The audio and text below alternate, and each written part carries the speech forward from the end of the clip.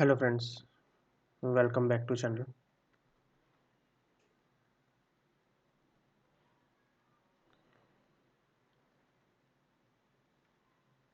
आज हमारी class number होगी 30। क्लास नंबर 30 होगी आज हमारी। इसमें हम पढ़ेंगे असित कुमार हलदार के बारे में। 1890 में उनका जन्म हुआ और 1964 में मृत्यु हुई।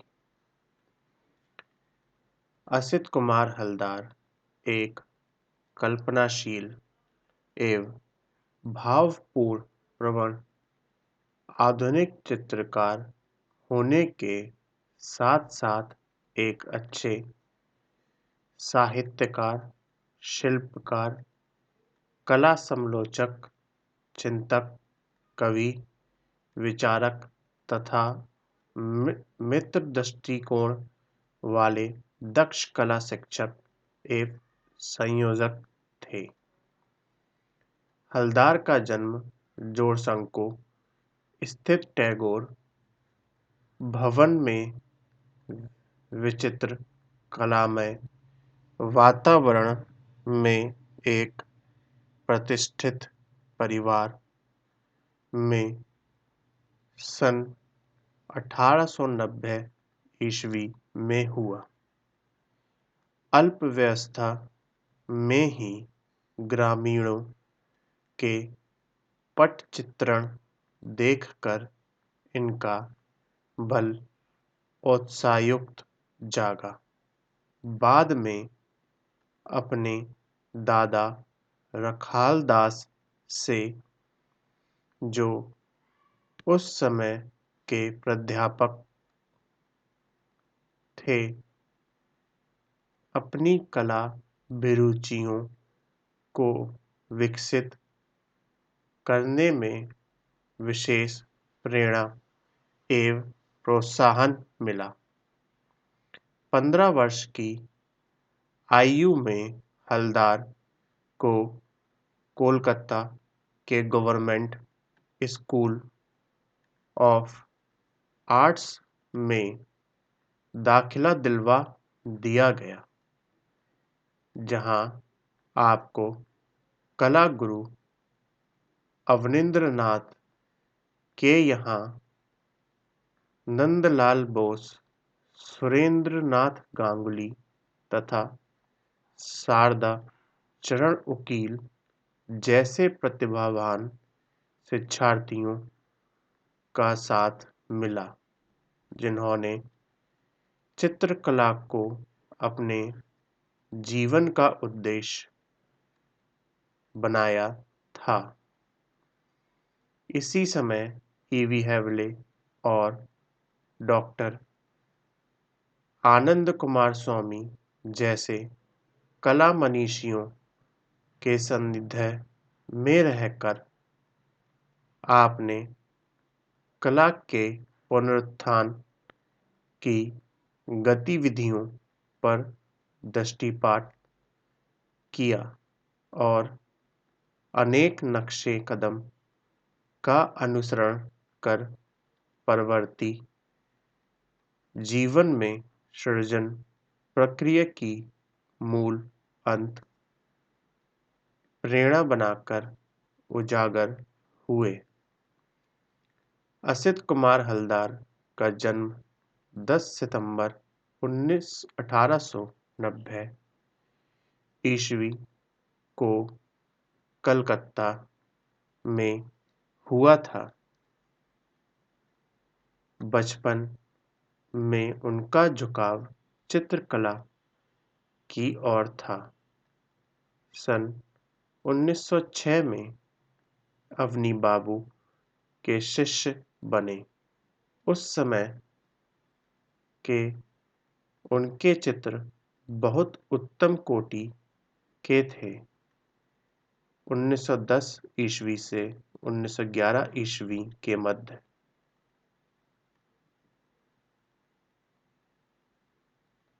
अजंता के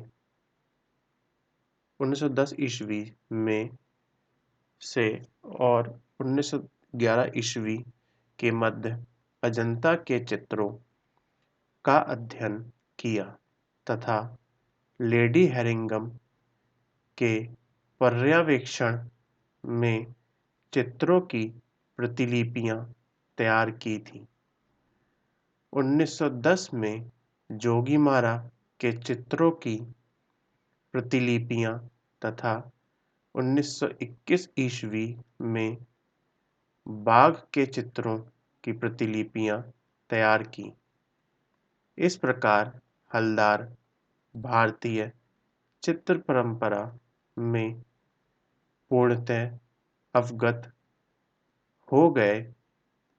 1924 ईस्वी में महाराजा स्कूल ऑफ आर्ट्स जयपुर के प्रधानाचार्य बने, लेकिन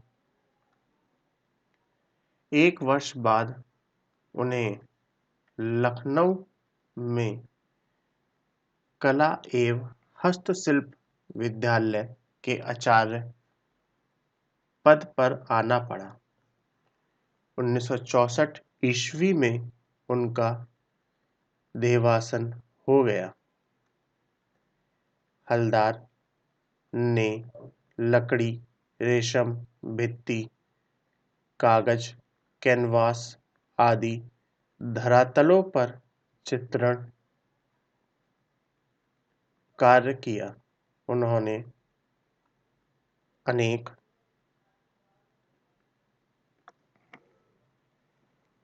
संयोजन में सदैव सरलता का अध्ययन रखा है। इनके प्रसिद्ध चित्र में मेघदूत, रिंगूसर, उमर खैयम, कुजल, अकबर तथा चौराहे पर जैसे अनेक चित्र हैं। असित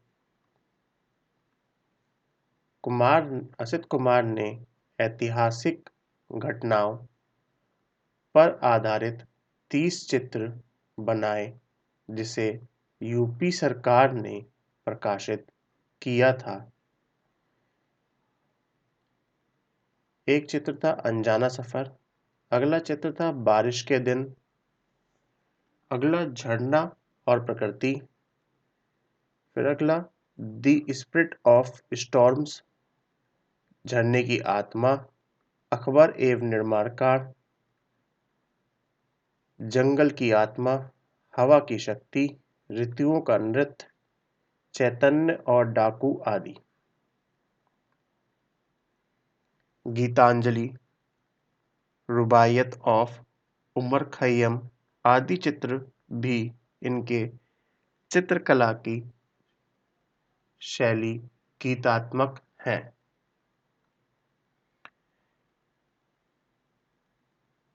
आगे हम पढ़ेंगे देवी प्रसाद राय चौधरी। इनका जन्म 1899 ईस्वी में हुआ और मृत्यु 1975 ईस्वी में हुआ। इनका कहना था, कला किसी की बपौती नहीं है, कोई भी व्यक्ति इसे धारण कर सकता है। ये शब्द थे प्रसिद्ध कला शिल्पी देवी प्रसाद राय चौधरी के। इनका जन्म रंगपुर जिले के ताजघाट, जो वर्तमान में बांग्लादेश में है, सन 1899 ईस्वी में हुआ था। इनका परिवार का जीवन क्रास ठेठ जमीराना था, किंतु इसके बावजूद उनका कला के प्रति रुझान था।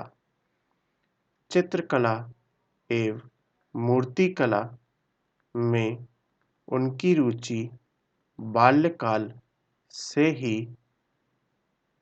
पनपने लगी थी, अतः उनके पिता उन्हें प्रख्यात कलाशास्त्री श्री अवनींद्रनाथ ठाकुर के पास ले गए।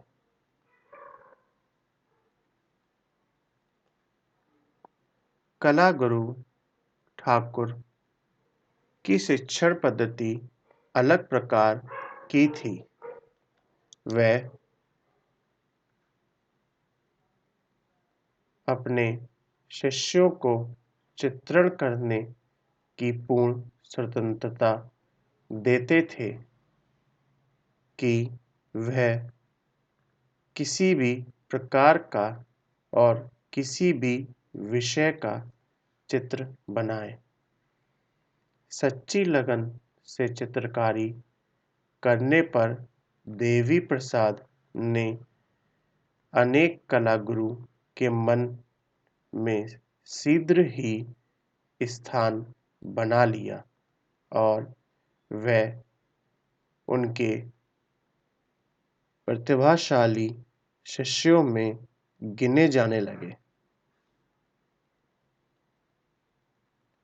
समुचित कला शिक्षा ग्रहण करने के बाद देवी प्रसाद राय चौधरी को अवनींद्र नाथ की सहमति से Indian society of oriental art में शिक्षक के रूप में रख लिया गया।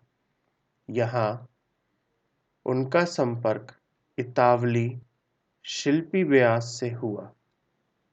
वह चित्रकार भी थे अतः आपने व्यास की पाश्चात्य पद्धति में तेल रंगों से चित्र बनाना सीखा और कुछ ही दिनों में तेल चित्रण में सिद्धस्त हो गए।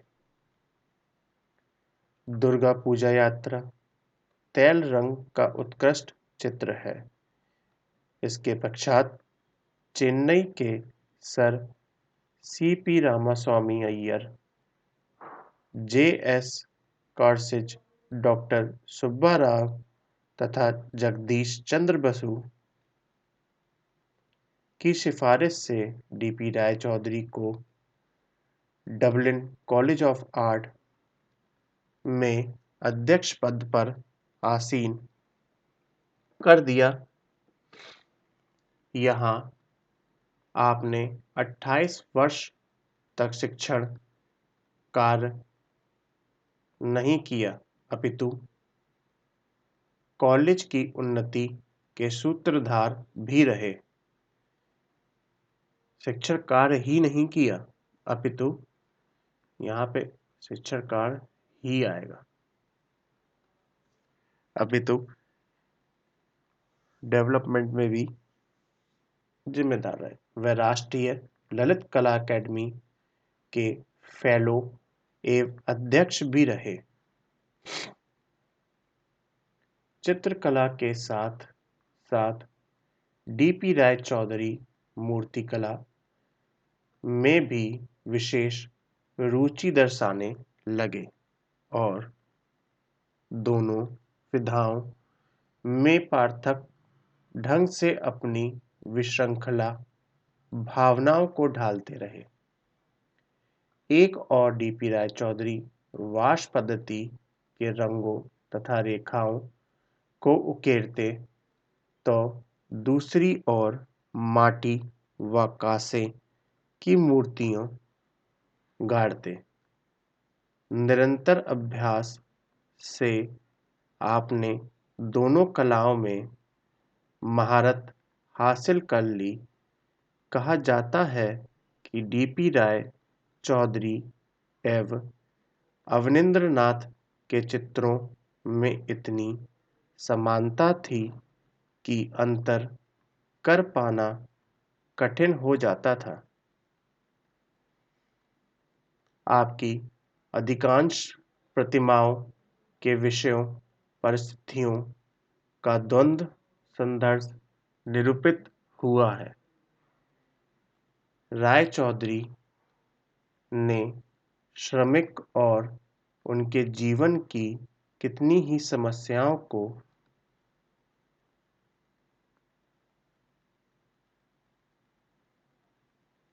हुआ है। निम्न वर्ग के संघर्षपूर्ण जीवन और दीनहीन मजदूर उनकी कला की प्रेरणा रहे। उनकी सुप्रसिद्ध कांस्य प्रतिमा श्रम की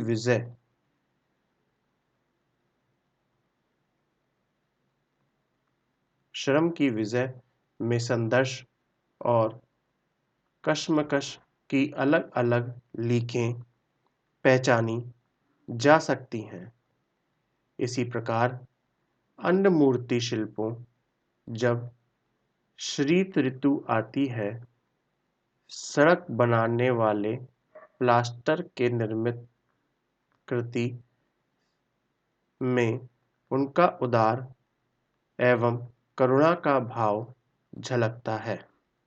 सन 1925 ईस्वी के आसपास वह देश के प्रथम कोटि के शिल्पी माने जाने लगे थे। डीपी राय चौधरी के शिल्पों के सौंदर्य, सुदृढ़ता और विवरणात्मक स्पष्टता है। नसों, मांसपेशियों और शरीर में प्रौढ़ गठन पर विशेष ध्यान दिया है। स्नान करती हुई नारी एक आदर्श निर्माण का उदाहरण है। इस प्रकार चौधरी मिट्टी के प्राणे को थिरकता हुआ देखना चाहते थे। आपके मूर्ति शिल्पों पर पाश्चात्य कलाकार रौंदा और बोर्दले का प्रभाव पड़ा। आपके स्त्री आकृतियों में चित्रण में सौंदर्य एवं हाव भाव का बड़ा ही स्वाभाविक चित्रांकन किया है। इनमें भूतिया औरत, तिब्बत की बालिका, नेपाली लड़की, लेप्चा कुमारी प्रमुख हैं। इसने निगंध पूर्वोक्त चित्रों में यौवन का उन्मत्त उज्ज्वल आभा एक कलाकार का सुनहला स्वप्न, नई कल्पनाओं की उमंग और वसान का उद्गम वेग उमड़ पड़ता है। प्रेम पीड़ित नारी की मनोव्यवस्था कमल उगे हुए पोरखों में उसके मुरझाने मन और ढले यौवन का प्रतीक बनकर प्रकट हुई है और कौतूहल नामक चित्र के चंचल सुंदर नारी का सामाजिक मर्यादाओं के उल्लंघन का दुस्साहस दर्शाया गया है। आपके द्वारा बनाए व्यक्ति चित्रों में Rabindranath Thakur, O C Ganguly, Percy Brown, Mrs Blackwell आदि हैं। मुसाफिर खतरनाक रास्तों नामक चित्रों में आपने एक राहगीर जिसकी दाढ़ी है व दूसरे चित्र में मानव का संघर्ष व घोर श्रम को प्रदर्शित किया है। तूफान के बाद आरती स्थान का घाट आदि चित्र भी आपकी विभिन्न रुचियों के द्योतक हैं। डीपी राय चौधरी को अनेक प्रदर्शनियों में पुरस्कार से नवाजा गया है। स्वर्गीय राय चौधरी जब 59 वर्ष के थे तो उन्हें कला निष्ठा और उसके प्रति आकर्षक के लिए तत्कालीन राष्ट्रपति डॉक्टर राजेंद्र प्रसाद ने सन 1958 ईस्वी में पद्म विभूषण की उपाधि से अलंकृत कर सम्मानित किया था। डीपी राय चौधरी बहुमुखी प्रतिभा के धनी थे। आपके चित्र, शिल्प, साहित्य, संगीत, वंशीवादक आदि कलाओं का मेल था। इसके अतिरिक्त प्रख्यात शिकारी एवं पहलवान भी थे। 15 अक्टूबर 1975 ईस्वी को कोलकाता में डीपी राय चौधरी का निधन हो गया। इनके कुछ कला के कृति थे कमल सरोवर, हार और सुवर्ण, आंधी के पश्चात, निवण, फूल, माइल गुड़िया, दुर्गा पूजा, शोभा यात्रा, अभिषरिका। So friends, prepare the notes, like the video, subscribe the channel and share videos. Thanks for watching us.